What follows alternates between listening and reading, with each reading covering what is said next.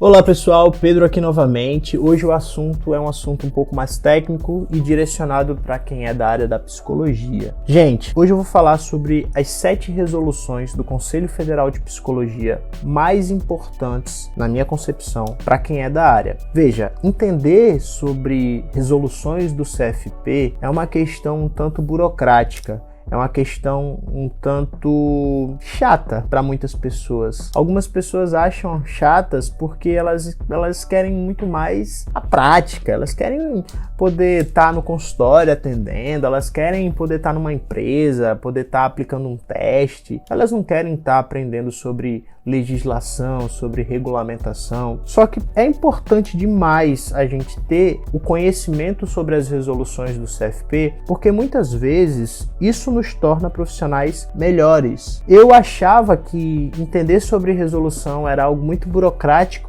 para que eu pudesse estudar ou perder meu tempo, até o momento em que eu entendi que, à medida que eu conhecia melhor as resoluções do Conselho Federal, eu me tornava um profissional melhor. E, inclusive, me imunizava de algumas faltas éticas ou técnicas que poderiam me gerar dores de cabeça. Então, é muito importante que a gente entenda como é que as resoluções do CFP funcionam, como é que essas resoluções regulamentam a nossa prática profissional e conheça de fato cada uma delas, pelo menos as principais, né? A gente precisa dominar. Então, vamos lá. Eu vou falar para vocês em ordem cronológica as 7 resoluções que eu acho que todo profissional da psicologia deveria conhecer para se tornar um profissional de excelência. A primeira que eu gostaria de trazer para vocês é a resolução do CFP número 10/2005, que basicamente aprova o Código de Ética Profissional do Psicólogo. É impossível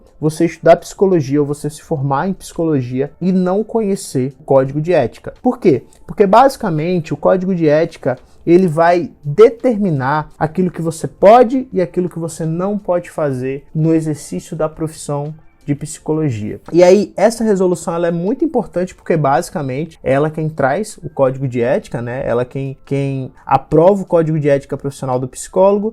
E aí, dentre as coisas que eu acho mais importante destacar sobre essa resolução, eu gostaria de dizer que ela fala sobre os princípios fundamentais do código de ética. Pode até ser que você não entenda tudo, mas pelo menos os princípios fundamentais você precisa absorver. Esses princípios eles vão ser o espírito da profissão, digamos assim. Ela versa também sobre as responsabilidades do psicólogo, falando sobre os deveres fundamentais que nós temos no exercício da nossa profissão, conhecer, divulgar e fazer cumprir o código de ética e diversas outras questões que eu não vou me deter em cada uma delas, porque senão o vídeo ficaria muito longo, mas você vai poder dar uma olhada na íntegra, porque eu vou deixar o link de cada uma dessas resoluções na descrição. E fala no artigo 2 sobre aquilo que é vedado ao profissional da psicologia. Então, veja, muitas vezes você tem dúvidas sobre o que você pode ou não pode fazer no exercício profissional. Se você domina o código de ética, fica muito mais fácil de você entender. E aí, uma coisa que eu acho interessante também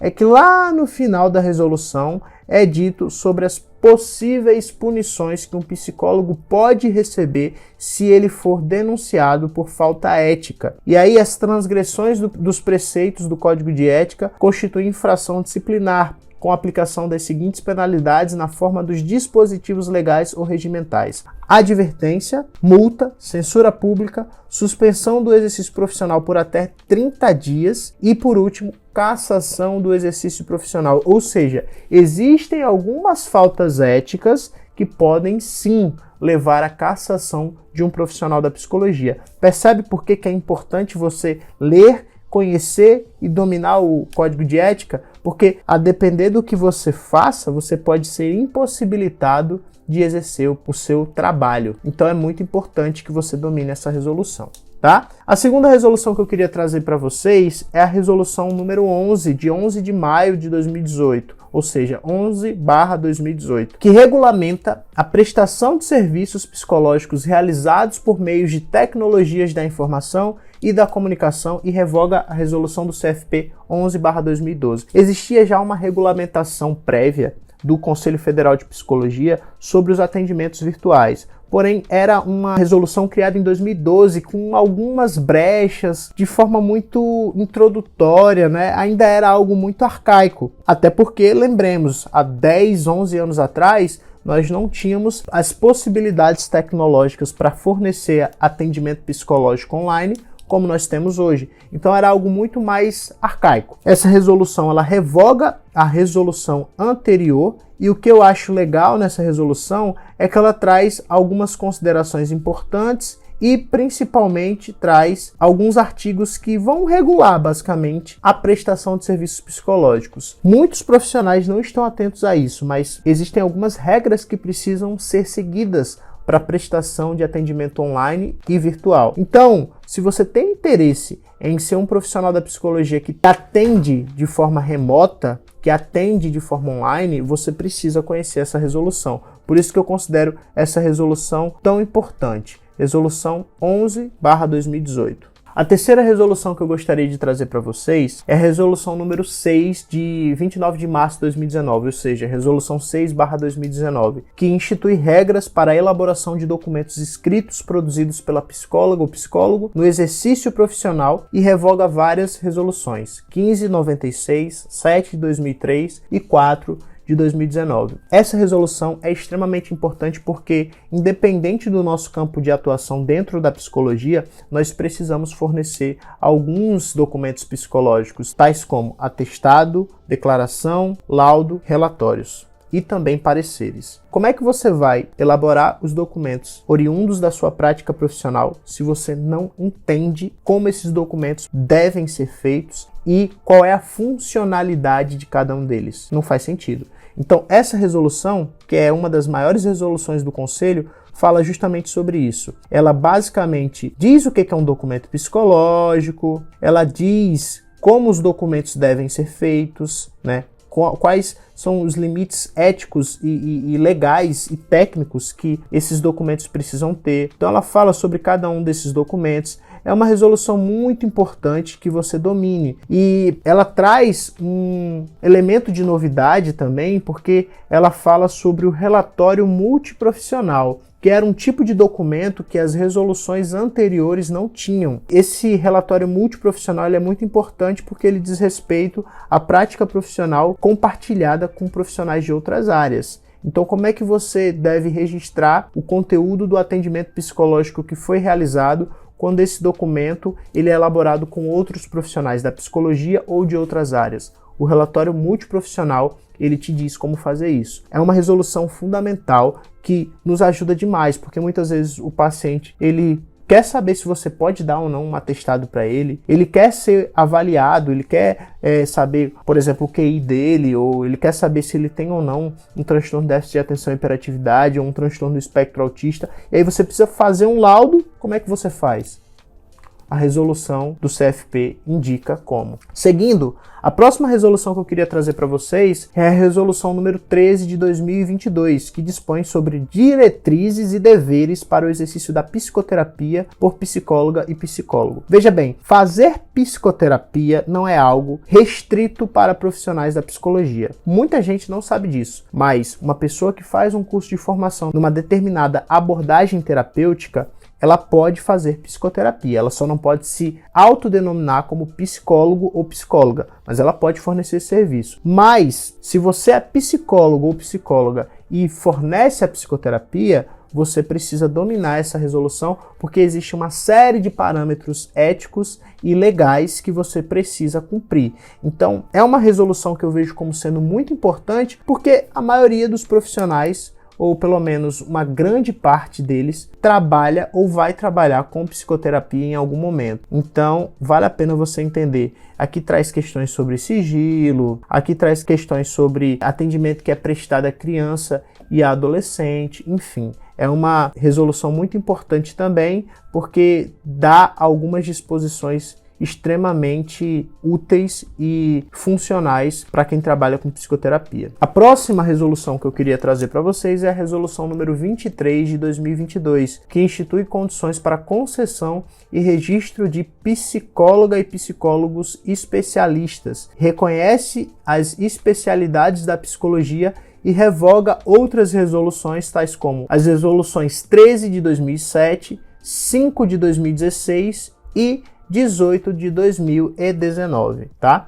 Então aqui você vai ver todas as especialidades de psicologia que existem no momento, tá? E como que os títulos devem ser dados para cada profissional que se submete a uma especialização dessa. Então, por exemplo, aqui você vai encontrar psicologia escolar e educacional, organizacional e do trabalho, psicologia de tráfego ou do trânsito, né? Em muitos lugares você vai escutar psicologia do trânsito, psicologia jurídica, psicologia do esporte, psicologia clínica, psicologia hospitalar, psicopedagogia, psicomotricidade, psicologia social, neuropsicologia, psicologia em saúde e avaliação psicológica.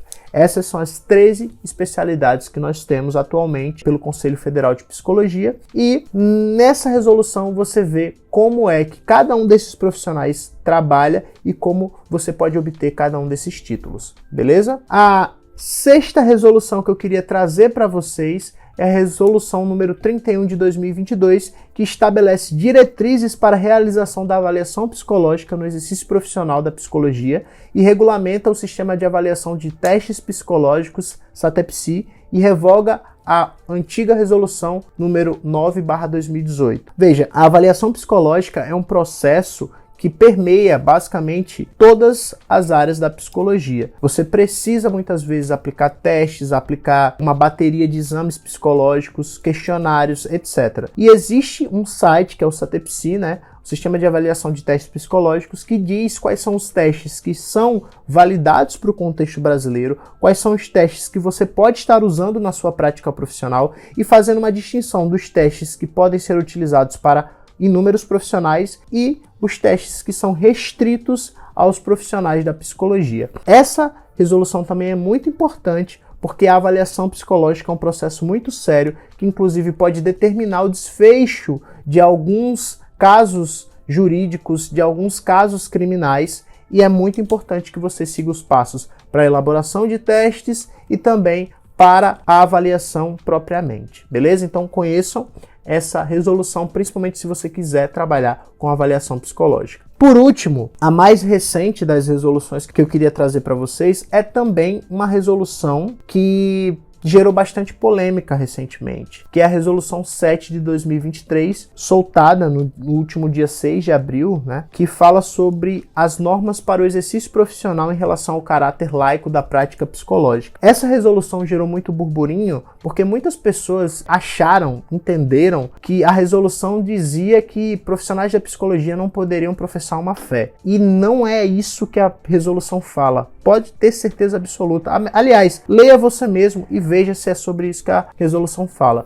O que a resolução número 7 de 2023 está falando é que os profissionais da psicologia não podem deixar que sua fé impeça o bom andamento de um processo terapêutico. Por exemplo, se uma pessoa tem uma fé que faz com que ela não aceite um determinado comportamento e atende um paciente que tem esse determinado comportamento ou essa determinada orientação sexual, digamos, ela não pode fazer com que a sua fé impeça de atender aquele paciente ou faça com que a sua fé promova uma discriminação, promova algum tipo de perseguição. Agora, em momento nenhum a resolução fala que psicólogos não podem ser católicos, evangélicos, espíritas ou qualquer outra religião que queiram ter, né? Nós podemos, inclusive, se você não sabe, eu sou cristão, eu professo a fé cristã. Isso é um direito de liberdade religiosa que a própria Constituição brasileira me assegura.